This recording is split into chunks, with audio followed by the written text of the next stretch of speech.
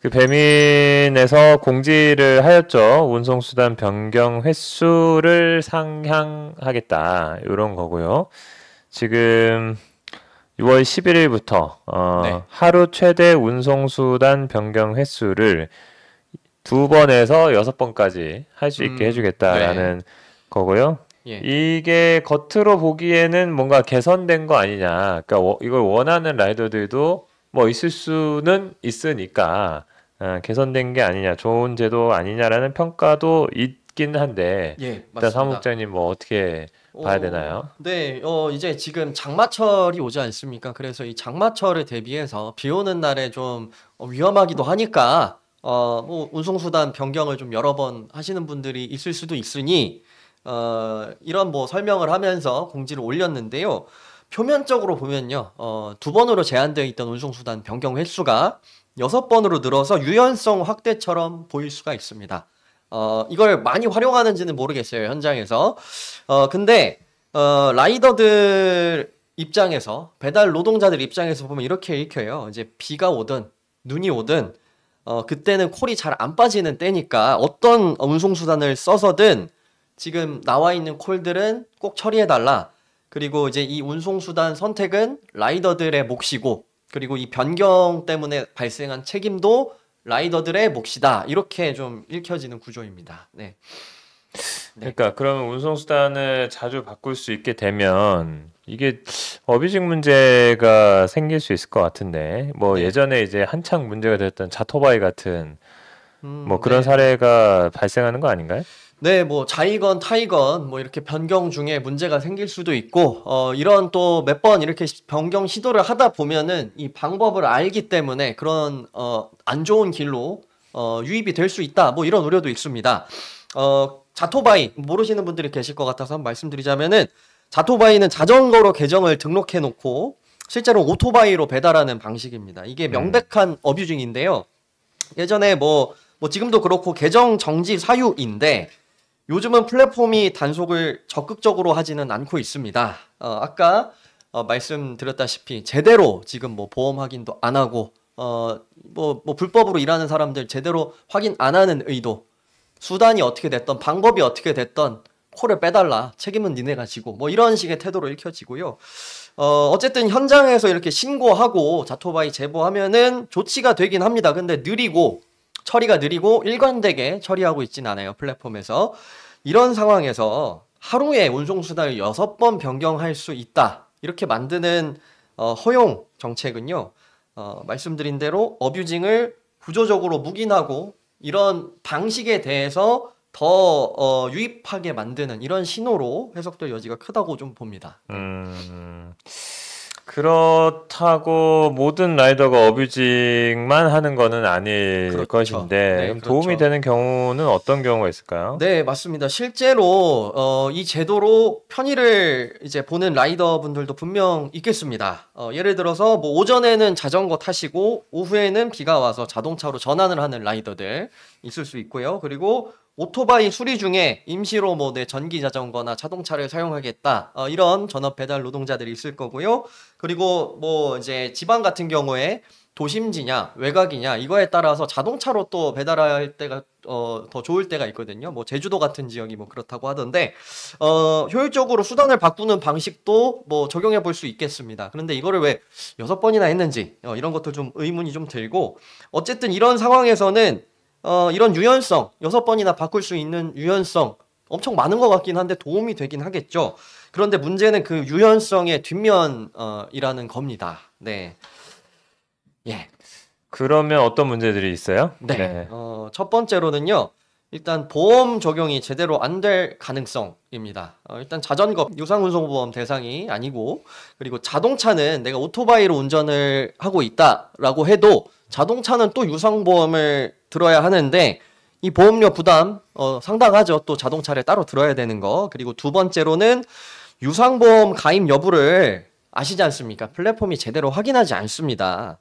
그래서 변경된 무보험 수단으로 자이건 타이건 내가 계속 바꾸다 보면은 실수를 할 수도 있고 챙기지 못할 수도 있어요. 제대로 안내가 되지 않고 있기 때문에. 그래서 이 사고가 났을 때 배달 노동자가 다 책임을 떠안게 되는 구조 가 있고요. 세 번째로는 지금 배달 단가 2,200원, 2,500원까지 떨어진 상황에서 이 번거롭고 재정적 부담이 더해지는 이중 보험 이런 것까지 감수하고 오토바이 라이더가 자동차 배달을 수행하는 거는 경우에 따라서 뭐 이제 세심하게 보험을 챙기거나 보험료를 부담하기 매우 어렵다라고 느껴질 수가 있죠.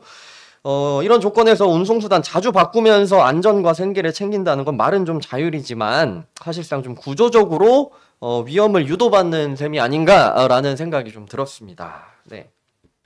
그러니까 핵심은 뭐 어쨌든 어뷰징 가능성이 상당히 높다는 거잖아요. 네, 네. 그런 우려들이 예. 뭐 여기저기서 나오고 있죠. 그러니까 지금 뭐 상황은. 어쨌든 네. 이렇게 보험과 관련된 뭐 이런 얘기들도 다 포함해서 보면 네. 결국 하루에 6번까지 운송수단 변경을 늘렸다라고 하는 것이 뭐 과연 이제 라이더의 편의를 위해서 이렇게 한 것이냐라고 보면 뭐 어떤 면에서는 뭐 전혀 그런 것이 없다라고 할 수는 없을 수 있겠지만, 근데 그런 식으로 하루 6번까지나 이렇게 운송수단을 변경해야 될 만큼의 그런 사유가 있는지도 잘 모르겠고, 그리고 실제로 이렇게 될 경우에는 뭐 자토바이 같은 이런 어뷰징 행위들이 더 범람할 가능성이 높은 건데, 그러니까 지금 배민의 정책의 흐름에서 보면 그런 어뷰징을 제대로 단속하고 제대로 관리해서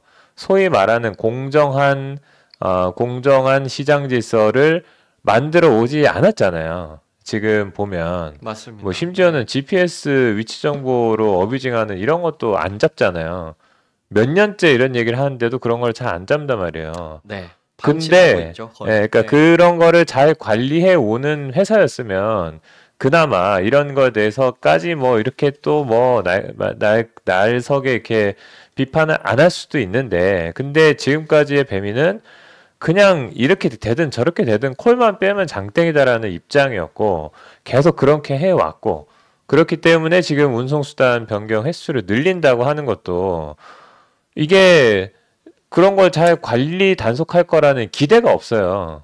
그러면 훨씬 더 어뷰징 행위가 현장에서 더 범람할 가능성이 높은 거고, 배민은 그걸 모를까? 배민은 알겠죠. 배민은 다 데이터가 있으니까. 네. 배민은 데이터가 있으니까 알겠죠. 그러니까 배민은 그걸 알고 있음에도 불구하고 자전거로 가든 오토바이로 가든 자전거로 등록해놓고 오토바이를 타고 가든 뭘 가든 그냥 콜만 빼. 이것밖에 없는 거잖아요. 네, 맞습니다. 네. 네. 이게 이제 핵심적인 내용으로 네. 보이는데, 음, 그 왜 육회일까요? 왜? 네, 고깃집도 그렇죠. 아니고 왜 육회일까요? 왜 무제한도 아니고 왜 3회도 아니고 뭐 4회도 아니고 왜 6회인지 굉장히 뜬금없어요. 6회라는 숫자 자체가. 제가 봤을 때는요. 이 6회라는 숫자는 아무렇게나 정한 거는 아닌 것 같습니다. 플랫폼에 다층적인 전략이 담겨져 있다고 보는데요. 그 의도가 무엇인지 크게 한 4가지 정도 좀 정리를 해봤습니다. 첫 번째로는요. 일단 이런 좀 정책을 변경하면서 생기는 뭐 사고라든지 뭐 리스크가 있을 거 아닙니까? 그래서 여기서 생기는 법적 리스크는 넘기고 업계 내의 논란은 피할 수 있는 설계가 아니냐라는 분석입니다. 예를 들어서요. 플랫폼이 지금 어뷰징을 하라고 대놓고 허용하고 있지는 않지만 지금 6번까지 수단 바꿀 수 있게 해놓고 이렇게 뭐 어뷰징 많아지고 뭐 이렇게 되면은 나중에 이렇게 말할 수 있죠. 우리는 단지 편의를 제공하기 위해서 운송수단 변경 6회까지만 제한적으로 허용을 했다. 의도치 않게 발생한 어뷰징이나 잦은 변경으로 인한 무보험 상태, 이런 거는 전적으로 라이더 개인의 책임이다. 무제한까지는 아니니까 뭐 이렇게 풀어갈 수 있다고 보고 있고요. 두 번째는 기술적 안정성이라고 봅니다. 수단을 무제한으로 바꾸게 하면은 배민 쿠팡 입장에서는 굉장히 좋겠죠. 뭐 이렇게 되게 유연성을 최대화하는 거니까. 그런데 이거를 무제한으로 바꾸게 되면은 콜 배차 시스템이 꼬일 수 있어요. 이거를 활용하는 분들이 많아지거나 이걸로 뭐 이게 악용할 수도 있는 거잖아요. 라이더들이 그냥 뭐 장난을 뭐 이렇게 치시지는 않겠지만 이런 거를 이용해서 뭔가 이것저것 실험해 보는 분들이 있을 수 있고 알고리즘에 과부하 우려되기 때문에 이런 장치를 만들어 놓은 게 아닌가라는 게 두 번째고요. 세 번째는 미션 악용 방지라는 생각이 듭니다. 미션이 어떤 식으로 이제 배정이 되는지 모르겠는데 이제 무제한으로 이런 걸 변경을 하면서 이런 것들을 실험해보고 분석하는 뭐 라이더들 배달 노동자들이 있을 수 있어요. 그래서 수단에 따라서 미션 조건이 달리 부과가 되는데 이걸 반복해서 바꾸면 뭐 미션을 중복해서 받는 경우도 생길 수 있고 뭐 편법이 나올 수 있다는 우려에서 이 정도 수준으로 제한하지 않았나라는 것이고요. 마지막 네 번째는 노동자들을 더 통제하고자 하는 전략이 아닌가라는 생각이 들었습니다. 운송수단이 다양해질수록 뭐 자전거, 오토바이, 킥보드, 도보 되게 다층화될수록 콜 우선순위, 수당 차이로 갈등이 생기기 쉽고 편가르기 좋고 분열을 만들어내기 좋기 때문에 지금 오토바이가 좀 주력해 있지 않습니까? 이 구조를 계속 깨려고 하는 시도를 하고 있다고 봅니다. 그래서 결국 이 6회는요, 단가 유지, 그리고 리스크 회피, 그리고 라이더들 내부 통제까지 고려한 설계가 아닐까 싶습니다.